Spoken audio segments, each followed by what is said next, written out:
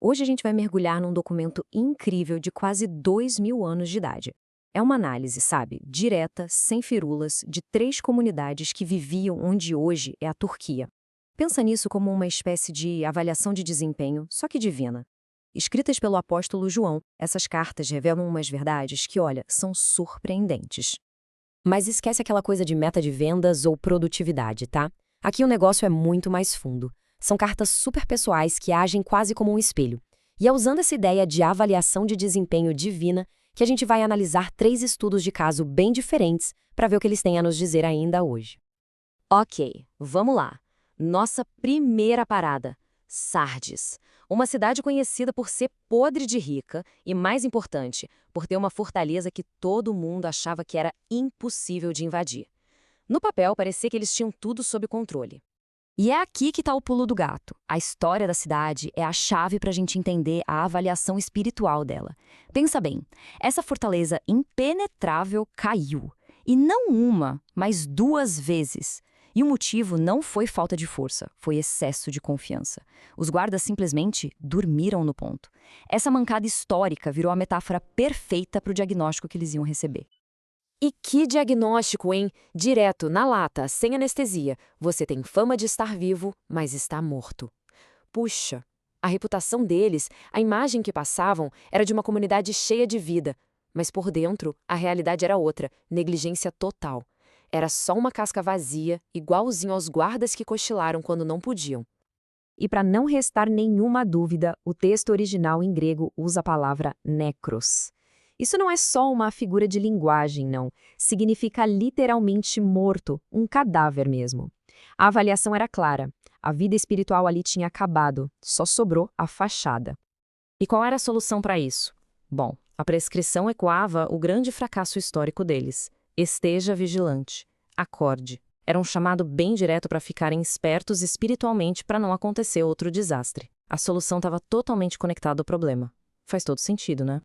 Agora vamos mudar completamente de cenário e ir para o nosso segundo caso. A gente sai de Sardes e chega em Filadélfia, uma comunidade bem menor, conhecida pela lealdade, mas que vivia numa localização, digamos, bem instável. O contexto aqui é de instabilidade, física mesmo. Olha que ironia, o nome da cidade Filadélfia significa amor fraterno. Um nome tão bonito, né? Mas a vida ali era marcada por terremotos constantes. Imagina viver em um lugar onde o chão debaixo dos seus pés não é confiável. Isso com certeza gerava muita vulnerabilidade. E aqui a avaliação dá uma virada de 180 graus. Ao contrário de Sardes, essa comunidade recebe um elogio. A avaliação reconhece a fraqueza deles, sei que você tem pouca força, mas celebra o fato de que mesmo no meio daquela instabilidade toda, eles se mantiveram fiéis. Eles foram firmes, justamente onde mais importava. E a promessa que vem junto com esse elogio é simbolizada pela palavra tura, que em grego quer dizer porta. A mensagem era clara. Apesar da pouca força, uma porta de oportunidade espiritual ia se abrir para eles. E o melhor, era uma porta que ninguém ia poder fechar. E aqui está a beleza da coisa. Para um povo que vivia com o chão tremendo, a promessa de se tornar uma coluna, que é o símbolo máximo de firmeza, de estabilidade, era algo extremamente poderoso. A resposta divina foi o antídoto perfeito para o maior medo que eles tinham. Bom, chegamos ao nosso último e talvez mais famoso caso de todos. Laodiceia, uma cidade riquíssima, autossuficiente, um polo de bancos, tecidos e até de medicina. Na cabeça deles, eles não precisavam de absolutamente nada nem ninguém. E para entender Laodiceia, a gente precisa falar de algo bem do dia a dia, a água deles. A água chegava por aquedutos. Só que a distância era tanta que quando chegava, ela já não era nem quente nem fria. Não servia para um banho terapêutico, nem para matar a sede num dia de calor. Era só morna e inútil. Pois é, essa água se tornou o retrato perfeito do estado espiritual deles. O contraste aqui é um choque de realidade. A autoavaliação do pessoal de Laodiceia era de puro orgulho. A gente é rico, não precisa de nada. Mas o diagnóstico divino, nossa, era devastador. Revelava a verdade nua e crua. Você é um coitado, pobre, cego e nu. O problema central era essa autossuficiência perigosa. A palavra-chave aqui é chiliaros, do grego, que significa morno. Mas não é só sobre a temperatura da água, entende? Descreve um estado de indiferença, de apatia espiritual. Aquele famoso nem fede, nem cheira. Uma inutilidade que vem da acomodação.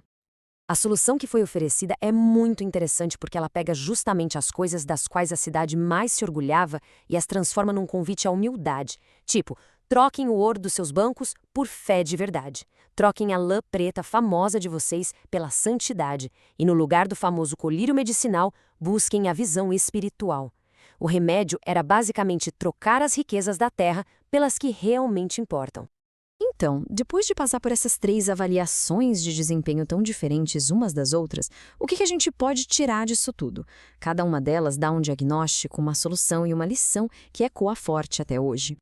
Dá uma olhada nesse resumo, fica bem claro, né? Sardes é o grande alerta sobre a aparência sem essência. Filadélfia vem para encorajar, mostrando que o que vale é a fidelidade, mesmo na fraqueza.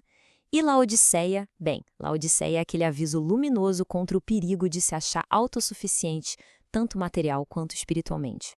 E agora a gente chega na imagem talvez mais tocante do capítulo todo. Esse convite, eis que estou à porta e bato, é muito famoso. Mas o mais impressionante é que ele não foi feito para quem não acreditava. Ele foi direcionado à igreja de Laodiceia, a igreja que, de tão cheia de si, tinha deixado Cristo do lado de fora. É um chamado muito íntimo para restaurar essa conexão. E é muito curioso que cada uma dessas avaliações termina exatamente com a mesma frase: quem tem ouvidos, ouça. Essa repetição transforma essas cartas antigas num espelho que serve para qualquer época. A pergunta final, então, deixa de ser só sobre o que eles deveriam ter ouvido e passa a ser o que nós devemos ouvir hoje.